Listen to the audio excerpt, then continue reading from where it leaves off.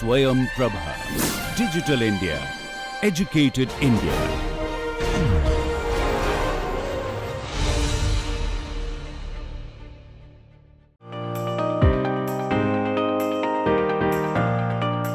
Okay, so shall we get started? Yeah. Morning, everyone. So I changed a little bit the plan. I thought I would start by a really just technical presentation of how to apply stresses and strains in lamps, something we haven't talked about yet. And then I will talk about thermally activated processes and how to model them, and that's to prepare the stage for this afternoon's tutorial where you're going to use the nudged elastic band method. So really, it's a few purely technical slides on lamps.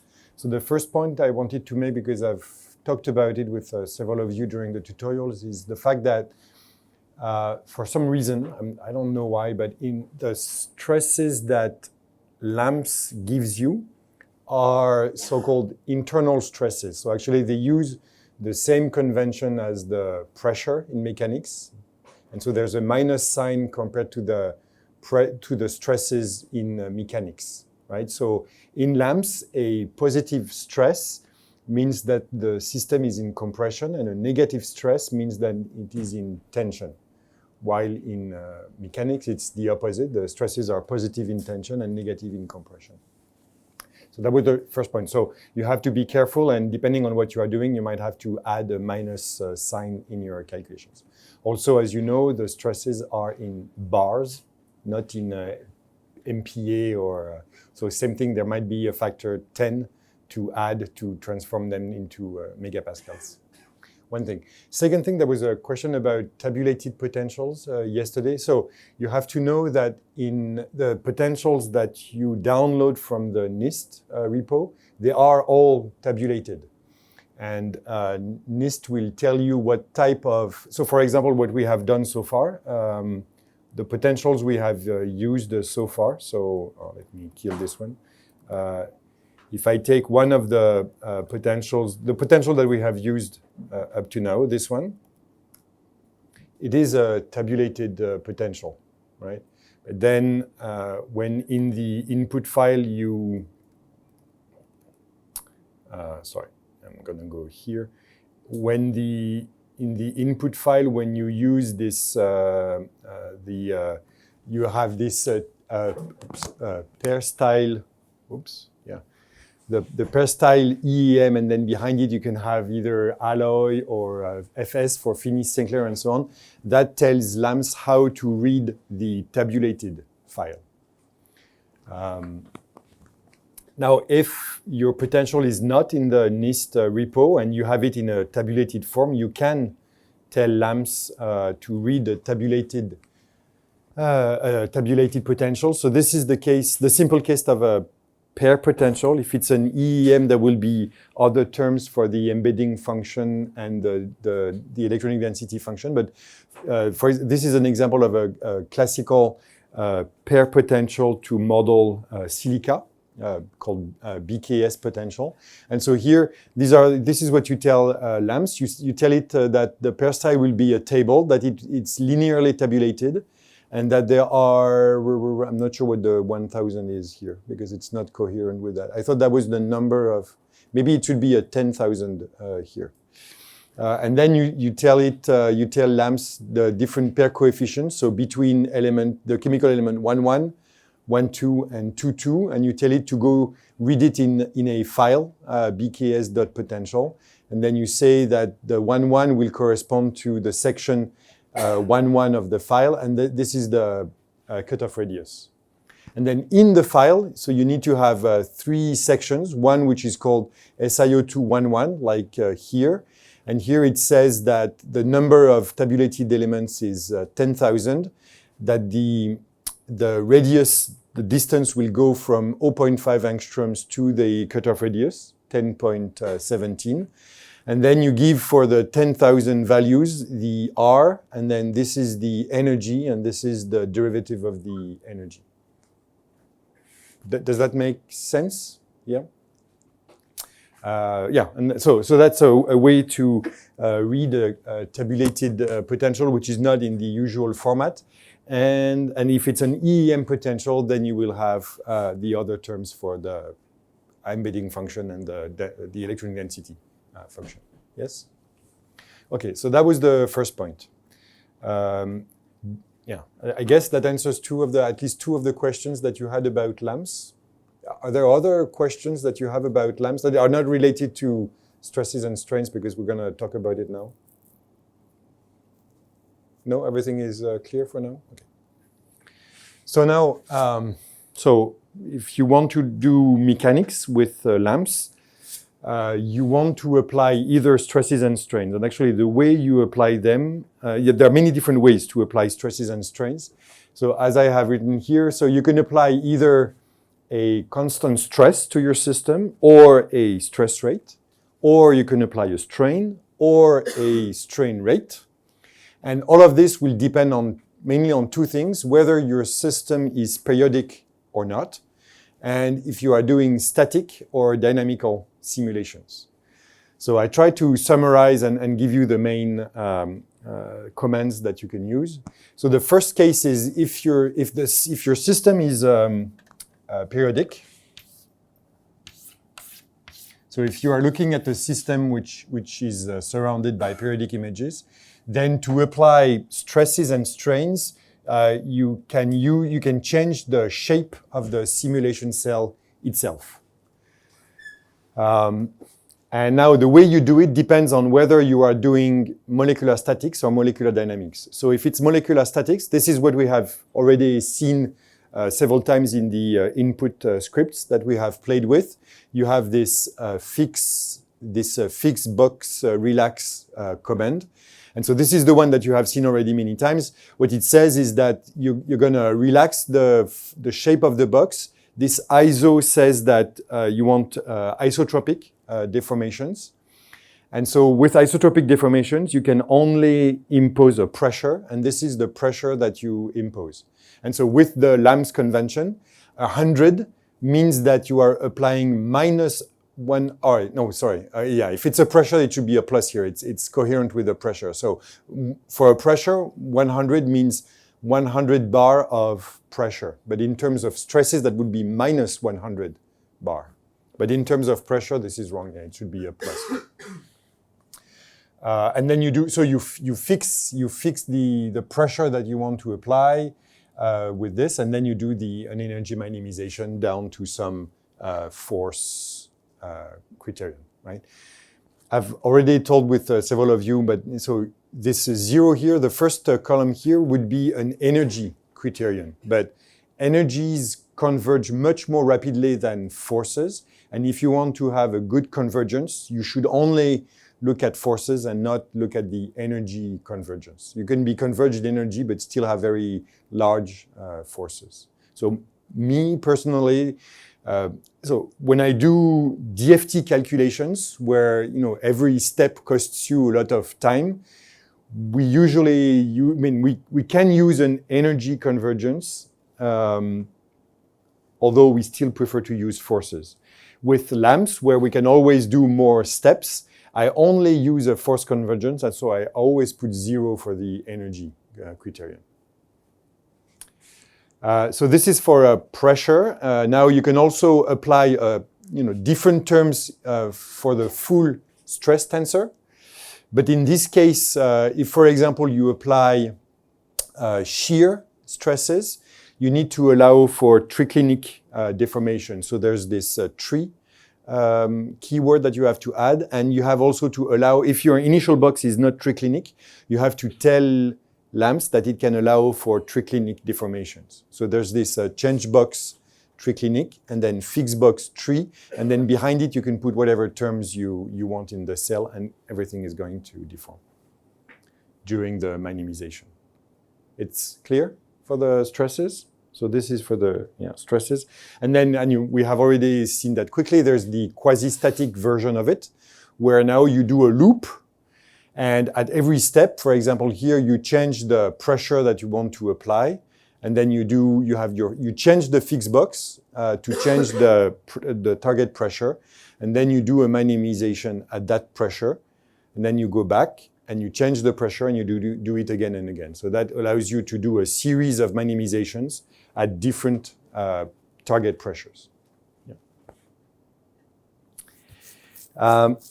Now for strain, so we still have a periodic system, we're still doing molecular statics, but now we want to control the strain instead of the stress. There, the command that you want to use is this change box. So here what I'm saying is that I will apply 10% deformation along the x direction. So I will change the size of my box in the x direction and only in the x direction with a scale factor of 1.1. So I add 10% of deformation, and then I do again the energy minimization at that strain. This is interesting in particular when we are doing quasi-static deformation, where here we do a loop, and at every step I add 1% of strain and I do an energy minimization, and I do it again, 1% minimization, so that I can get a series of equilibrium configurations for different applied strains to the simulation cell. Yes, that makes sense? It's clear for everyone? Yeah? Yeah, go ahead, Anand.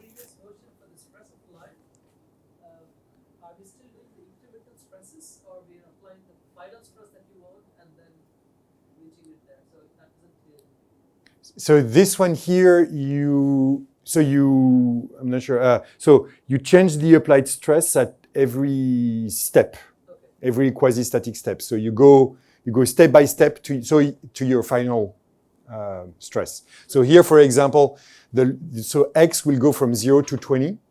So you will start at an applied stress of -10, and then you'll go -10, -9, blah, blah, blah, 0, 1, 2, 3, up to 10. So that allows you to apply stresses, because these are bars, the pressure will go from -1 MPa to +1 MPa in steps. Is that stress rate, or we're just applying stress? So yeah, no, so the rate is only if you are doing dynamical simulations. If you are doing static simulations, there's no rate, so you just apply stresses in steps. This would be a function of how stiff the material is, right? If you are having a stiffer material, you can apply larger pressure. Sure. Yes. So that way you are kind of jumping from a metastable state to another metastable. Yes, exactly. Yes. So here, the step size that you impose here definitely will depend on the system you are looking at, the system or the process you are looking at. You have to adapt that stress step to what you are doing. This 10,000 green one in minimized line. So this is, I have to say, I should have checked, what is it already? This is for conjugate gradient. One is the total number of steps, and the other one is the total number of force calls. The second one is force tolerance, the number of iterations required. The first one is, I think, energy tolerance to be reached, the number of iterations. That's what I kind of think. Yeah, so there's something about the number of iterations and force calls.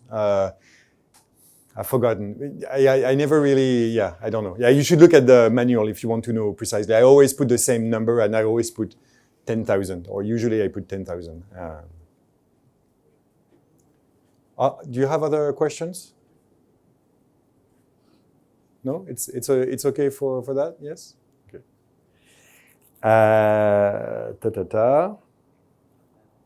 Now, if you are doing molecular dynamics simulations, so we haven't really talked about MD simulations with lamps.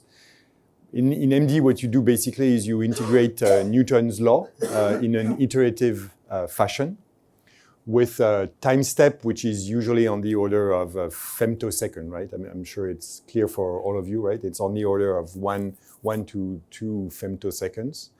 Now on this integration of Newton's law, you can add thermostats and or barostats to control either or, so together or separately, either the temperature or the stress tensor. So this is, for example, what you would write if you want to control both the temperature and the stress. And so here, what I'm telling LAMS is that I want to do, so NPT would be, so it's one of the thermodynamical ensembles. So this one is pressure or stress and temperature. What I'm telling LAMS here is that I want to control the temperature at 150 Kelvin. And now here, this is the damping coefficient for the thermostat. So every thermostat has a numerical parameter, which you have always to be very, very careful about how you set that parameter. And ideally, you should redo your simulation with different damping parameters. This is not physical. This damping parameter is completely unphysical. It's really just a numerical parameter. It tells you, basically, it tells you what is the time scale over which the temperature will relax. So here, the temperature would relax on the order of 10 picoseconds, I think, or 10 femtoseconds, 10 time steps, 10 femtoseconds here. But I always try to, so me personally, what I always do is I always try to avoid using a thermostat. When I can, I don't use the thermostat because the thermostat can really screw the dynamics of the system, especially if you are trying to see thermally activated processes. Whether you are using a thermostat or not can completely change whether you will see or not see the thermally activated process. How have we now introduced thermostat here? Because we earlier talked that the thermal fluctuations time scale are units of time larger than the time scales at which we are doing our molecular dynamics. So should we really temperature bar here? So, sorry, say it again. Yes. So big that we cannot model it at the MD level. So, yes. So the fluctuations we can. It's the thermally activated event itself that is very difficult to capture with MD unless the energy barrier is small enough that you have a chance to see it in the molecular dynamics. What else is being modeled here if not that? What are we using temperature here for? What am I using temperature for? Just not to be at 0 Kelvin, so to have atomic fluctuations.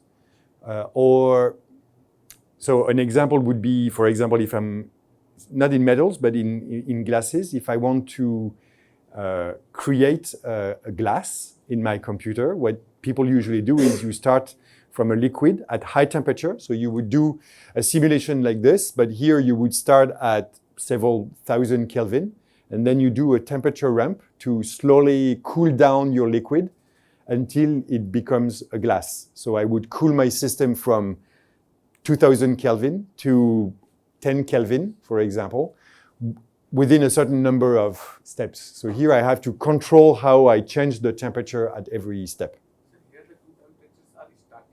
Yes, so here in this case, yeah, this is given here. So this is the starting temperature, this is the end temperature, and this is the thermostat parameter.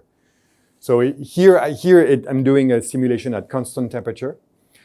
Another case is, for example, if I model a dislocation that is gliding in the simulation cell, as the dislocation glides, it produces plastic work, which is transformed into temperature. So when you have a if you use a pad configuration with a dislocation, we're going to talk about the pad later on, and the dislocation is turning around the simulation cell and is doing several turns in the cell. As the dislocation is gliding, it produces plastic work, which is transformed into temperature. If you look at your temperature, the temperature will go up. So you might want to, although I don't like doing it, but you might want to control the temperature so that the temperature does not go up, and then you would add a thermostat to your simulation cell.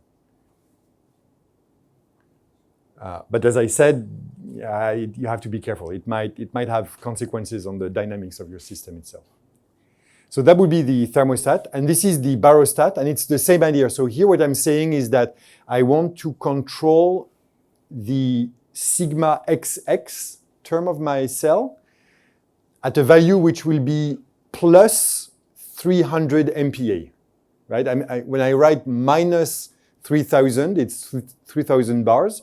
So actually it's 300 MPa, and because of the minus, actually what I want to do here, what I'm doing here, I'm applying a tensile stress of 300 MPa. Yes, that makes sense? And then again, here there's a damping coefficient for the thermostat also that I have to choose carefully. And then here, so when I'm saying here, I want sigma XX to be equal to plus 300 MPa, and then I want sigma YY to be 0, sigma ZZ to be 0. Is that damping coefficient you're talking about, is it the rate at which the system, suppose it reaches at a high pressure? It will, yes, how it will relax to the target pressure. So this is what I'm saying, and then I'm running 10,000 steps of this NPT simulation to see what is happening. Right?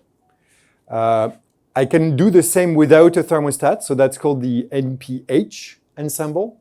So here now I'm no longer controlling the temperature, so the temperature can go up or down, but I'm controlling the stress.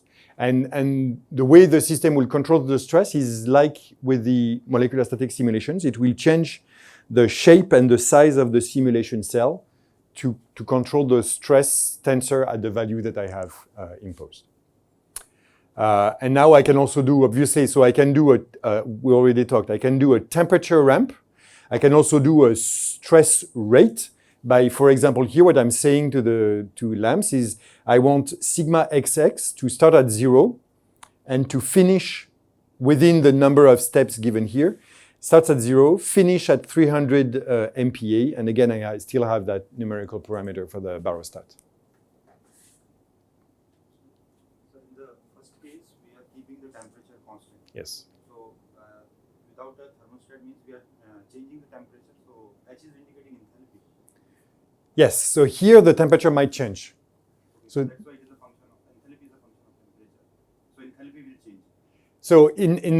So in lamps here, for them the enthalpy would be the potential energy minus the potential. So there would be the internal energy. Sorry, the internal energy minus the potential energy. So if it's just a pressure, it will be P times the volume of your cell. This is what they call the enthalpy. I think the plus, internally the plus. Sure, plus, you're right. Thank you. So the PV, that work which you have talked about initially, the screw dislocation, plastic work, that is the PV. Yes, that would be for dislocation, that would be the, so we're going to talk about it later on when we talk about thermal activated processes, but yes, for a dislocation, that would be the work of the plastic work due to the dislocation. Right. And so in this case, you impose this pressure here, but you don't impose the temperature. Other questions? So what physics this NPT is adding? Is it adding the vibrations of that? What it's doing, how it's controlling the, so there are different thermostats. So they all have their limitations. I mean, their pros and cons. By default, the thermostat which is used here, it's a Nose-Hoover thermostat. And so basically, in broad lines, I don't want to go into the details, but in broad lines, what the system integrates is m dv over dt is equal to, so if I was doing just Newton's law, that's what I would integrate. With Nose-Hoover thermostat, I add a minus, and I have a friction coefficient, which depends on the temperature, times the velocity. And the friction coefficient, which depends on the temperature, is something where there's a numerical parameter, and there's the actual temperature minus the temperature that I want. So this is the target temperature. This is the temperature that I give, the 150 Kelvin. This is computed from the damping coefficient, right? So this is a numerical parameter. And basically what it says is that if at some point my temperature is above the target temperature, I will increase the friction so that because the friction increases, the temperature will go down. If it goes too low, if the temperature is lower than what I want, then I want to decrease the friction so that it will go back up. And if it's roughly at the right temperature, then the friction is zero, and I'm just integrating Newton's law.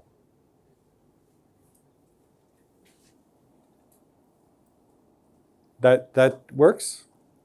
Now for the barostat, what basically it says is that you have, if I'm looking at just a sigma xx, for example, what it's going to do is you have a dynamical equation for the cell size. So what you are going to do is something like an effective mass times dlx over dt is equal to the current stress that you measure minus the stress that you impose. And there might be a minus sign somewhere. Let's check. So this is a fictitious mass, and this fictitious mass will depend on the damping coefficient that we put in. And then the size of the cell will vary with time, such that if at some point the stress that I read is larger than the stress that I want to impose, so what does that mean? So if the stress, so these stresses are mechanical stresses. So if the stress that I read is larger than what I want to impose, it means that I'm currently applying a tensile stress, which is too big to the system. And so if the tensile stress is too large, the system is in traction. If the system is in traction, I want to compress the system to go back to the, I think there's a minus sign here. So I'm looking at, it's a bit like here. If the system is too large and internally the system is in traction, I want to compress the system to go back to zero, to the target pressure. If the system is in compression, I want to expand it to go back to the target pressure. So it's something like that with, again, a fictitious coefficient here. Do I make sense? So suppose if I want to compare my experimental stress distribution curve with this molecular dynamics curve, what is the upper and lower limit of the strain rate, considering that I have a computer? So what are the lowest strain rate? That strain rate that you can impose?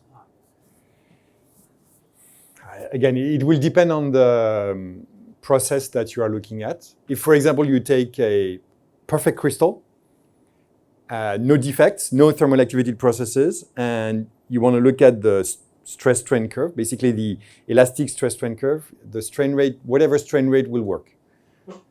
Now, if you are starting to put a dislocation and you want to compare with experiments, you should always use the lowest strain rate that you can. And that will completely depend on your computer. What is the limit up to which? It will completely depend on the duration of your simulation. So I don't know. So typically, if I want to look at a stress rate, so here at the top it will be by how much you want to vary your stress to see something. So typically it will be something like 100 MPa, for example. That's the minimum that you have to apply to see something. Usually it's more 2, 3, let's say 500 MPa to be more realistic. And then here the time that you have, well, it will be your time step. So it's going to be 10 to the minus 15 seconds.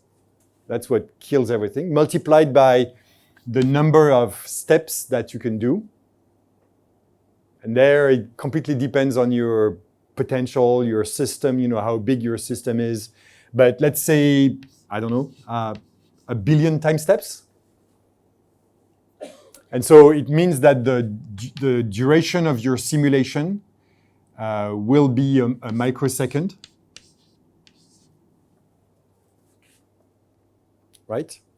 So you have a microsecond, and here, so in terms of strain rate, that would give you a strain rate on the order of 10 to the 6 per second in terms of strain rate. That's about the best you can do. 10 to the 6, yeah. Some can maybe, those with really big computers, maybe 10 to the 5, but never below that, right?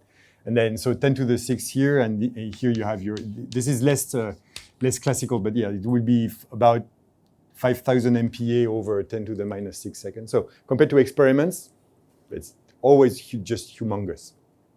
So in experiments like when we do dynamic state rate testing, for example, state rates greater than 10 power 3 per second, there is adiabatic heating. So here we are trying to keep the temperature constant. So thereby we can compare the quasi-static phenomena. Yes. So it depends on what you want to. If you want to compare with high strain rate experiments, you might want to get rid of the thermostat so that the temperature will increase as in the experiments. If you try to compare with lower strain rate experiments, then you might want to keep the temperature constant because in the experiments the temperature will be constant. You see, it really depends on what you want to do. But then if you want to compare with very high strain experiments like Hutchinson bars and so on, Hopkinson, yes, thank you, Hopkinson bars. I know that the NPT ensemble is not the best one. There's a Huguenot ensemble or something. There are things to account for compression spikes in the simulations and so on. This is a whole separate business. Does that, yes? Can you list of when to use LPT, NPH, and NVT? So When? these ensembles are there at NPT, NVT, NPH. So at what conditions, like which one to use? Can you give a gist? So in my experience, in my case, I would try to use NPH as often as possible. So as I said, what I've seen is that the barostat usually does not screw the dynamics of the system. The barostat is okay. The thermostat can really screw the dynamics. So I always try to avoid MPT and use NPH. Or what I will do, because you can do it in lamps, personally, what I will do is, if the process of interest is happening here, then I will have a region at the bottom which is NPT, and then the region of interest will be NPH. Because you can, with lamps, you can apply the thermostat only in a sub-region of your system. So I try, so if I do this, and for example, so this is something that I'm doing with colleagues in Japan. We have a dislocation here. It's to compare with in situ TEM or high resolution TEM. So here we have a free surface. Here we have periodic boundary conditions. We want to look at a transformation of the dislocation core that they have seen in the experiments. By doing MD simulations, what we have seen is that if we put NPT everywhere, we never see the transformation, ever. But if we control the temperature down here and do NPH here, then we see the transformation. So through this NPT region, we can more or less control the temperature. But not in the region of interest. The temperature will pass through the Yes, if here you have an increase of temperature by just thermal diffusion, some of the temperature will go down, and if the temperature goes down, here it will be thermostated, so it will go away. So it's not going to be, the temperature is not going to be controlled as efficiently as if I had NPT everywhere. But at least, but I know that here I'm not going to screw the dynamics. So it's a trade-off which is interesting. If the strains are small, then the rising temperature will also be lower. So thereby we can allow not to use it. True, sure.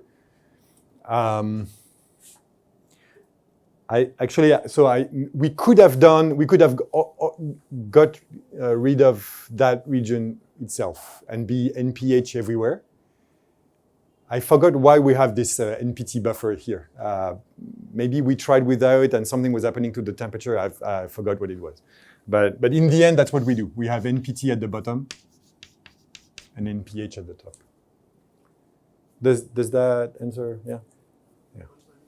Sure. Go ahead. Yeah. We're here for that. So before performing suppose say LPT, so do we need to thermalize or not? I mean to say suppose you are starting at 150 degrees. So do we need to increase the temperature from 0 to 150 for certain iterations and then start?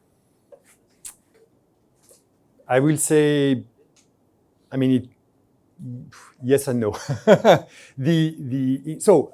The initial thermalization actually is very fast.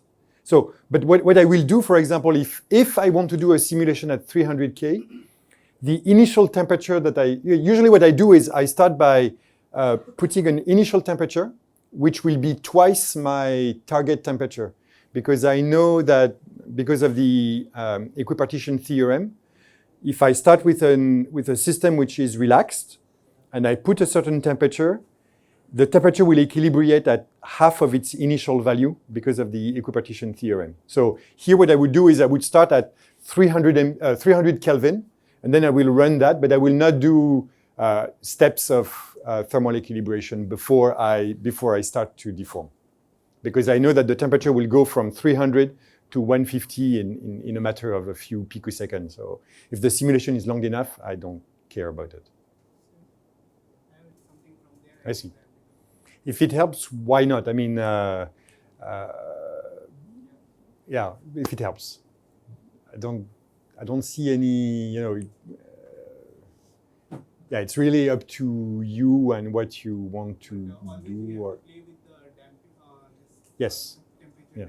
If your temperature variations are very large, it might be because your damping coefficient is too large, and you could try to reduce it and see if it helps.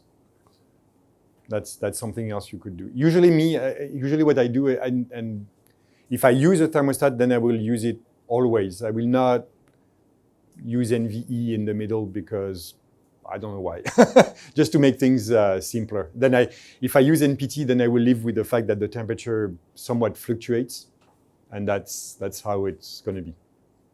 But usually, if you find the right damping term here, the fluctuations in temperature are smaller. They are small. In my experience, the fluctuations in temperature are smaller than the fluctuations in the stress. I always find that when you use NPT or NPH, the stress actually varies quite a bit during the simulation. The temperature much less. So I don't really care about I care less about the temperature than the pressure term.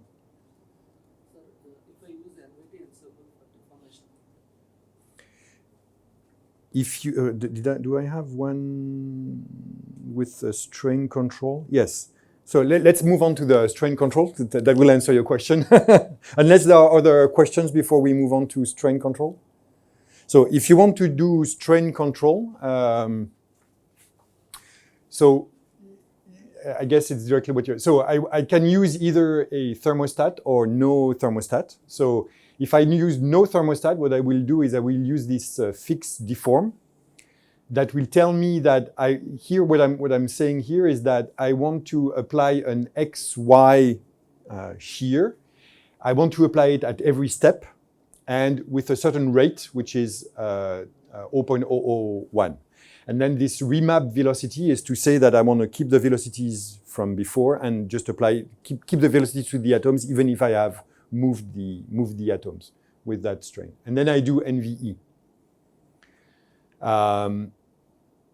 What is going to happen here is that, so I'm going to just integrate Newton's law, but then at every step, the deformation that I impose will input energy in the elastic energy in the system, and so the temperature is going to go up, and relatively fast.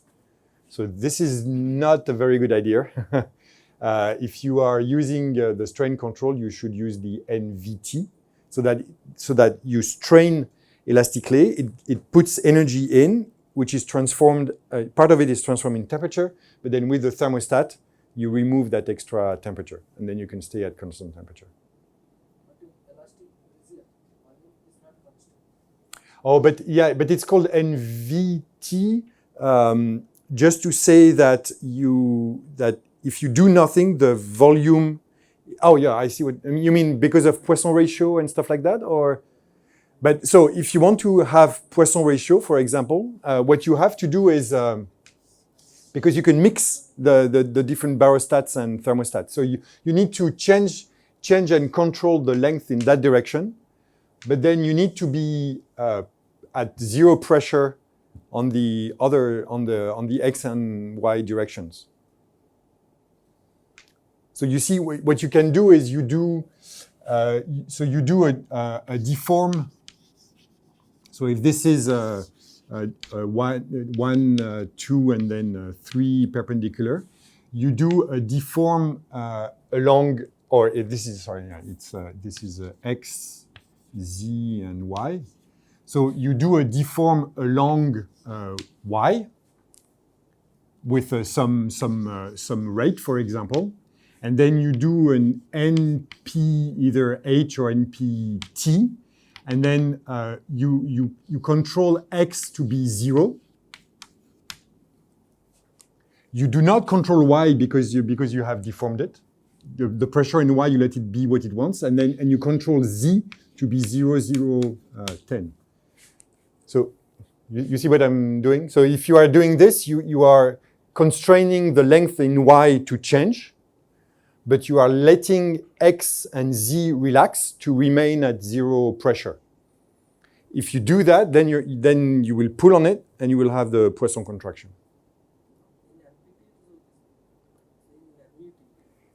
NVT, you cannot do it in NVT. If you do something in NVT, then you will not allow the Poisson ratio, the Poisson contraction, and so you will have stresses in the X and Z direction that will build up because you are not allowing the Poisson contraction. NPT needs periodicity, yes. So that's what we're going to talk about afterwards. So in that case, it will predict elasticity and plasticity both. Plasticity, okay, but elasticity, how it can manage? Yes, yeah. If you don't have periodic boundary conditions, then there's something else you have to do, and then we're going to talk about it just after that. Are there other questions, or is it clear? It's clear?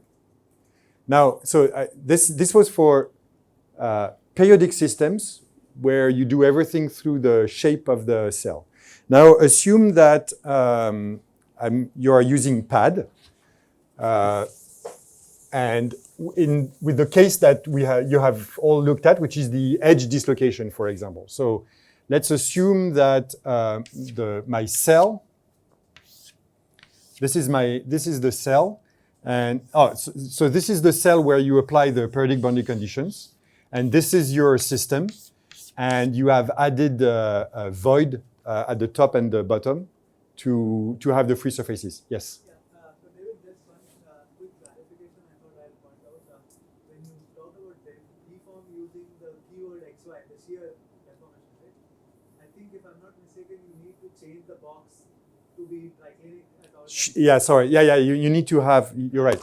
Yeah, I didn't put it here, but yeah. You need to have this. The keyword. Where is it? The triclinic. Yeah, the change box all triclinic. You're right. Yeah, you have to add it, otherwise it's. It doesn't work with No, it's. orthogonal system.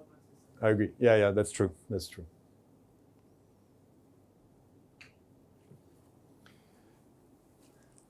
Okay, so you see what I'm doing?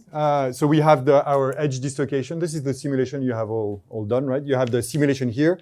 The atoms are here, and then you have free surfaces top and bottom. Now I want to move that dislocation. So to move the dislocation, what kind of stress do I want to apply? I want to apply a shear stress, which is like this.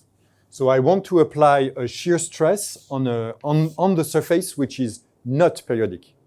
So here I cannot use the same process as we have used before.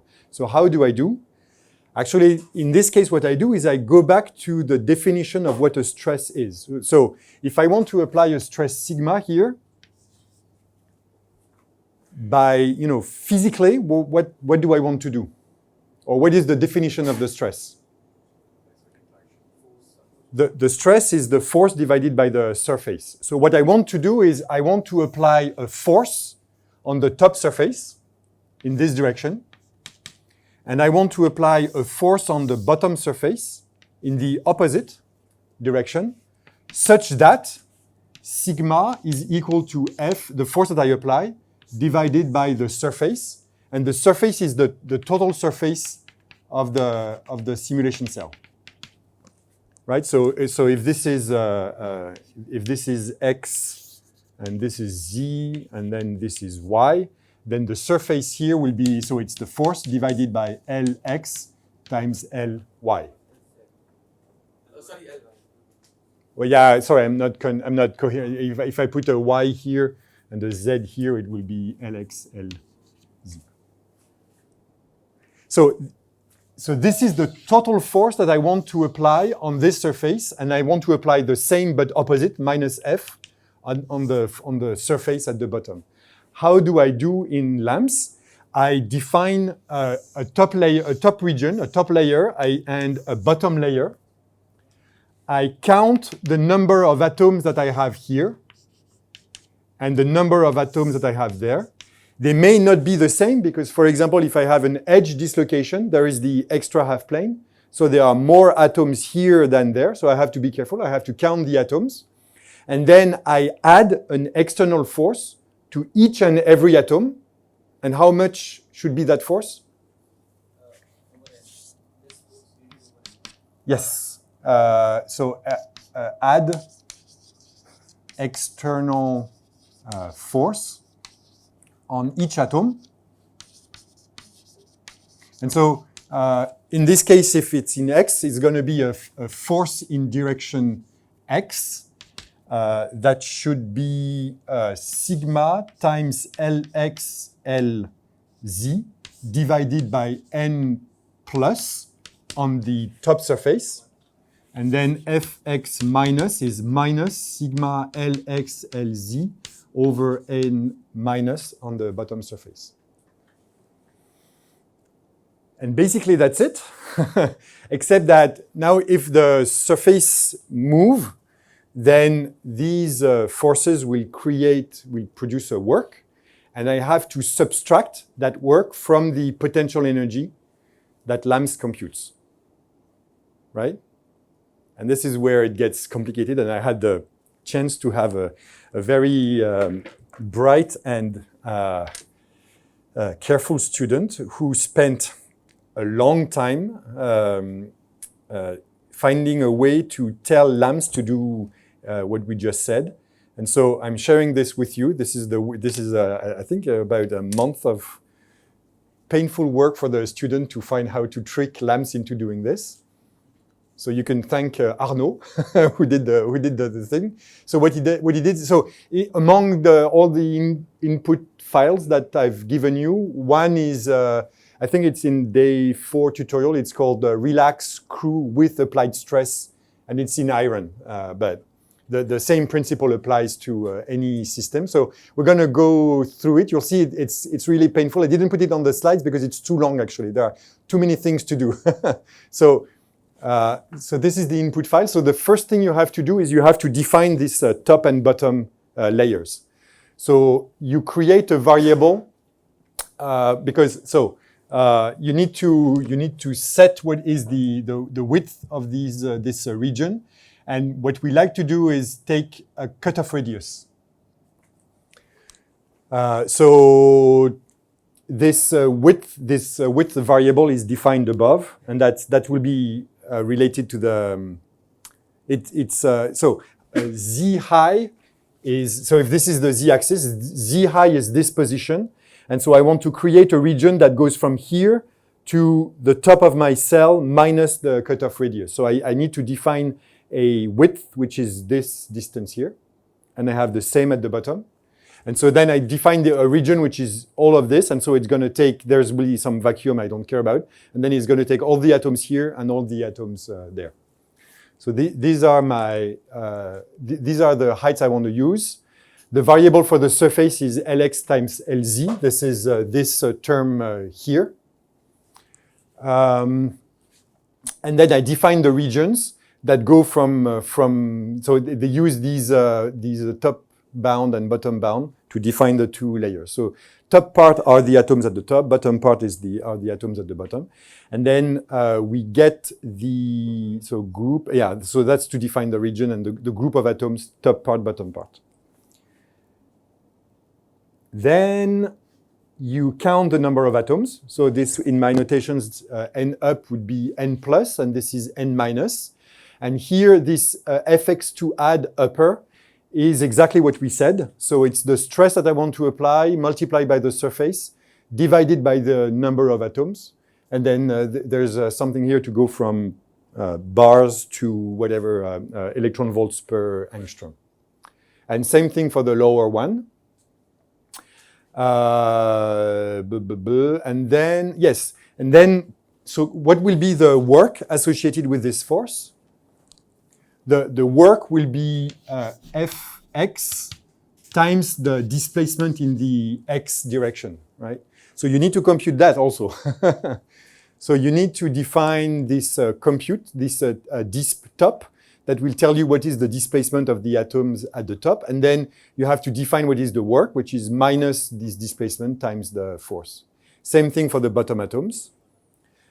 Now you need to add the extra force. So there's one button, so you add the force, and then you have to correct the energy for the work that you have done, which is here. So, and then you're good. And then this I think is not used here. What is that extra force? Extra force. Because we already applied the force in this. So actually, in what I've said, we haven't applied the force yet. We have defined the variables, but they are not applied yet. And here we apply the force on these two lines. So you see, it's quite complicated, but it works. And with that, you can apply a constant stress with a constant shear stress with pad. The net evolution of energy. Yes, because because you can use the same. If you want to compute a Peierls barrier under stress, then you need to output the enthalpy. So you need to subtract the work to have the correct energy barrier. And it's true that probably for NVE, for a dynamical calculation, you don't need to subtract the energy. LAMS will not care about it. It will only care about the forces. But if you do a static, or if you don't want to do an energy minimization, then you need to subtract the work to the energy so that the energy minimization will be correct. You want to minimize the enthalpy and not the energy. Yes, that's what I'm going to talk about right now. Yeah. It's the last bit, and then we can have a discussion about what to choose when. Is it more or less clear? At least you can have a look at this file on your own and see if you understand what it's doing. So we've gone through, so what's the stress? This is what we do. We get the enthalpy. Now, the last possibility, it's here. It's if instead of applying a stress, you want to apply a strain rate. So let's get rid of all of this. Because there are many, many experiments in plasticity are done at a constant strain rate. So you might want to do a simulation also at a constant strain rate. So same thing, we still have our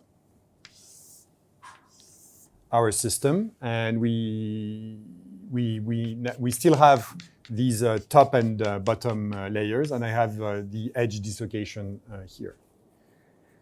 So applying a strain rate, what does that mean for the simulation? What do I want to do to apply a strain rate? You want to displace the top part in one direction and then the bottom part in another direction in an incremental way, or if you are doing molecular dynamics at a constant velocity, such that, we know that the strain is the displacement of at the top minus the displacement at the bottom, divided by the height of the simulation cell.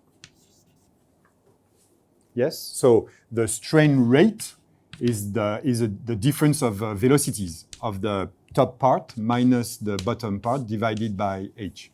So you want to impose a certain velocity on one side at the top, another velocity at the bottom, such that the difference is equal to the gamma dot you want to impose multiplied by h. Yes, that makes sense? Yeah. You can you can do both. You can so as written here, that would be for dynamics because there are velocities. But what you can do in quasi-static is, so it's not going to be really a rate because there's no time, but you can move the atoms by a certain increment, move these in the other direction, do an energy minimization. Move, minimization, move, minimization, and then you can do a quasi-static simulation with an imposed shear strain. Yes. Yes, that makes sense.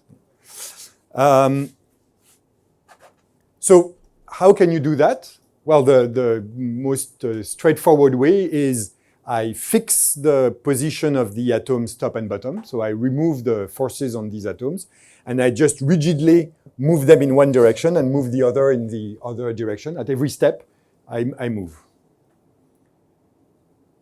So that's the basic way. Actually, it can lead to strong artifacts because initially, so if I draw the initial planes,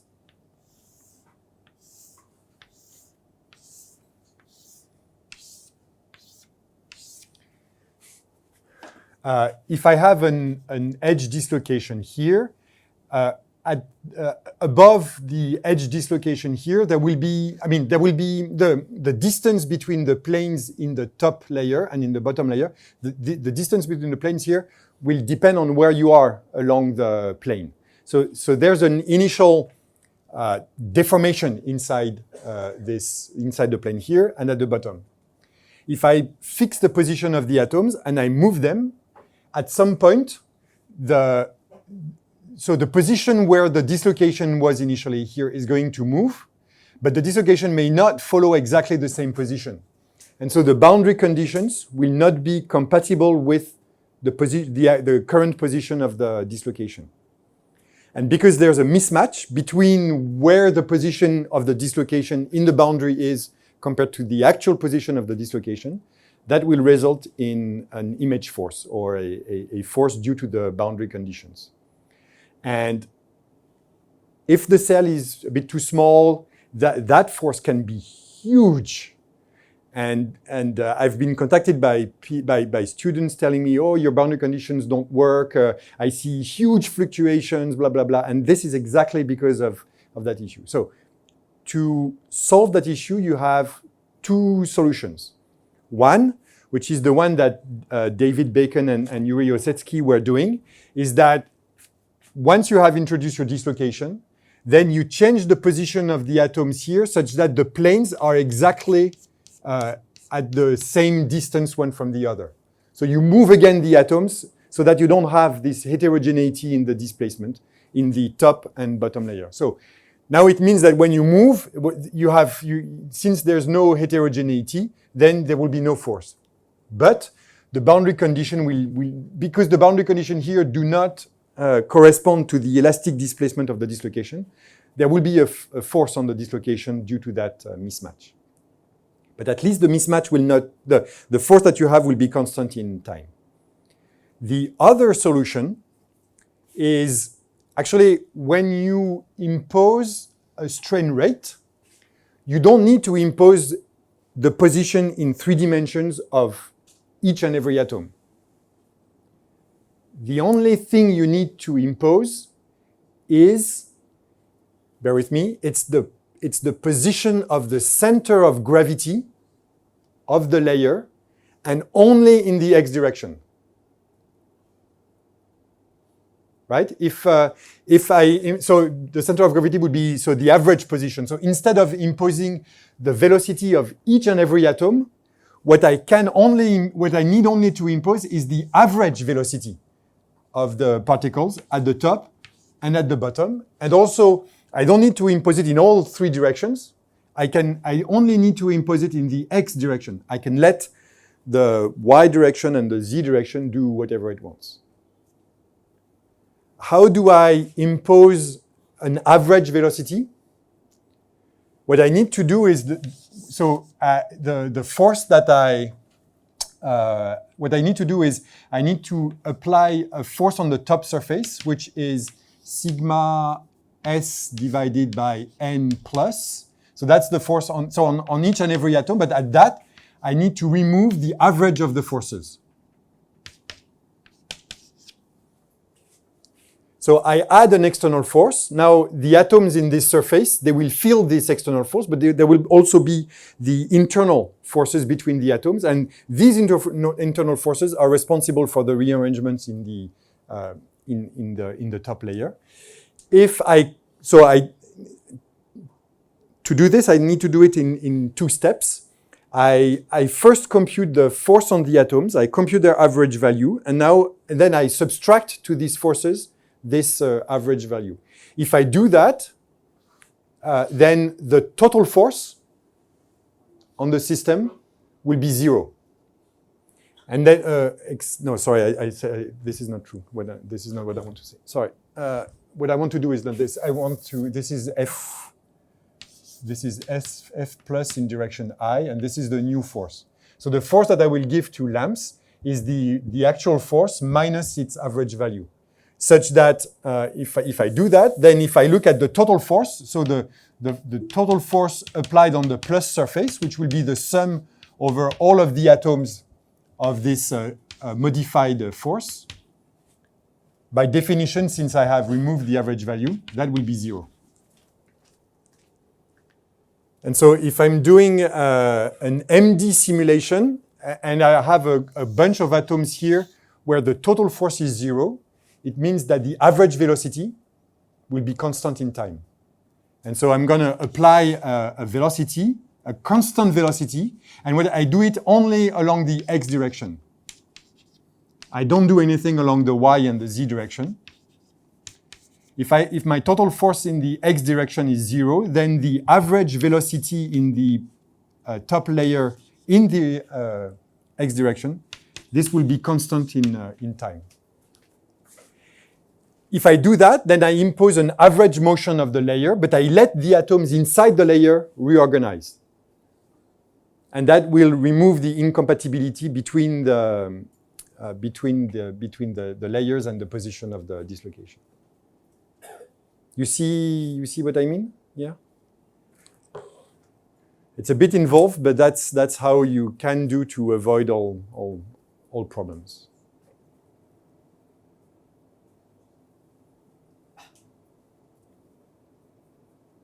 What is first one? This is second. First one is? Oh yeah, the first one is what David Bacon used to do, which is to rearrange the atoms to have the same distance between the planes in the top and the bottom layers. which is it's not a great way to do it. It works, but it's not. I think so. Using the center of mass is much better.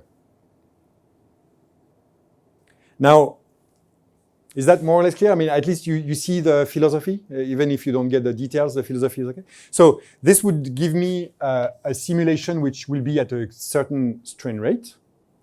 Now, and we have already done the order of magnitude, but the order of magnitude of that strain rate will be basically, if you want to see something happening, you have to apply a strain on the order of 1, divided by the time of your simulation, which at best will be 10 to the a microsecond, right? 10 to the minus 6 seconds. So your strain rate will be 10 to the 6 per second.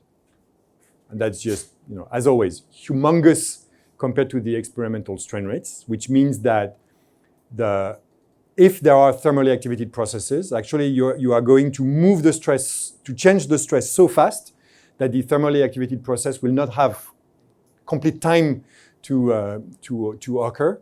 And so you're going to underestimate the effect of these thermally activated processes.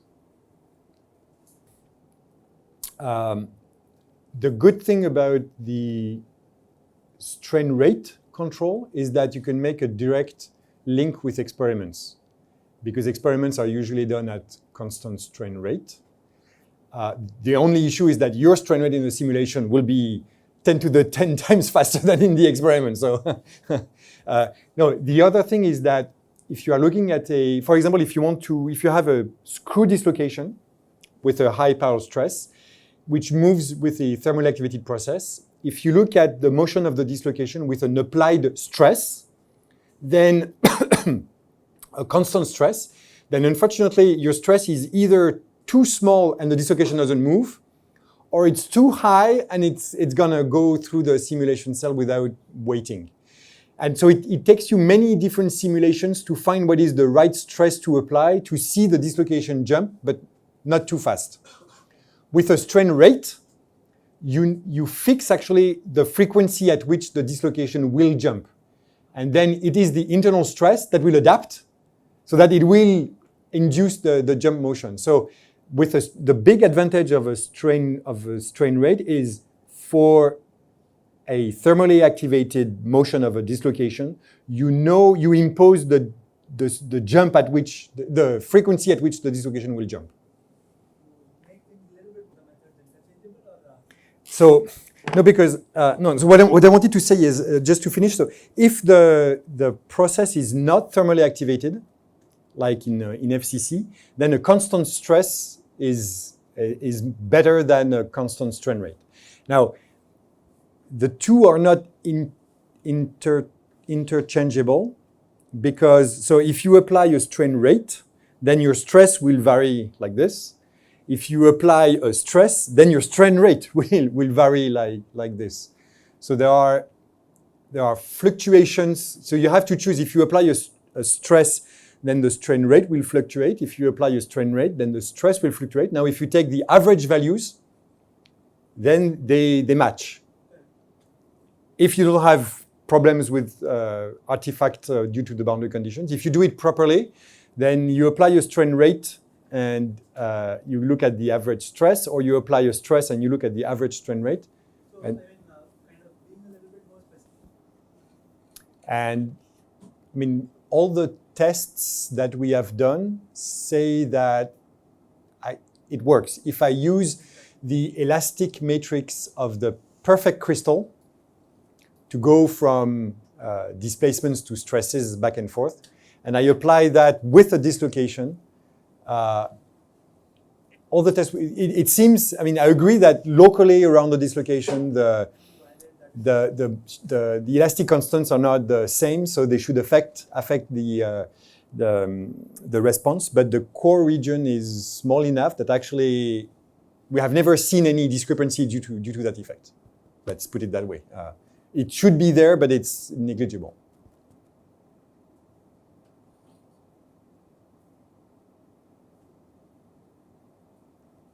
So, yeah. So to wrap up, I think among the different, so, it really depends on the problem you are looking at. But if you want to look, because if you want to look at either, so it's something we're going to talk after the break, but if you want to look at the motion of a screw dislocation, for example, that has a high Pyros barrier, strain controlled is better. If you want to, same thing, if in your simulation cell, you want to look at the interaction of a dislocation with a precipitate. So I have a precipitate, I have a dislocation. If I want to know what is the unpinning stress, I have two ways. Either I apply a stress and I increment the stress step by step, or I impose a stress rate. And when the dislocation unpins, that's the unpinning stress. Or I apply a strain rate, and same thing, I apply a strain rate. I look at the stress inside the cell, and when the dislocation unpins, I get the... actually, if you want to control better how long your simulation will last, it's better to use a strain rate. The strain rate will always give you a clear time scale about how long it's going to take. The stress rate, you never really know how long it's gonna take. It will depend on the stress, on your unpinning stress. So actually, strain rates are in most cases more better adapted to the simulation than stress rate or applied stress. Although, if you want to make a comparison with elasticity, in elasticity, everything is in terms of constant stress. So sometimes if your aim is to compare with theoretical expressions, it might be easier to apply a stress because that's where the theory is done. But in practice, if you want to compare more with experiments or get unpinning stresses and so on, it's better to use a strain rate. Did you follow more or less? Yeah, that was much longer than what I thought. Do you have questions, technical questions? Sure, go ahead. But it's okay because you have more atoms. What counts is the total force. So if you have more atoms at the top, the force per atom, indeed, will be smaller than at the bottom. But what really counts is the total force that you apply. So, and since at the top you have more atoms, then you make up for the difference.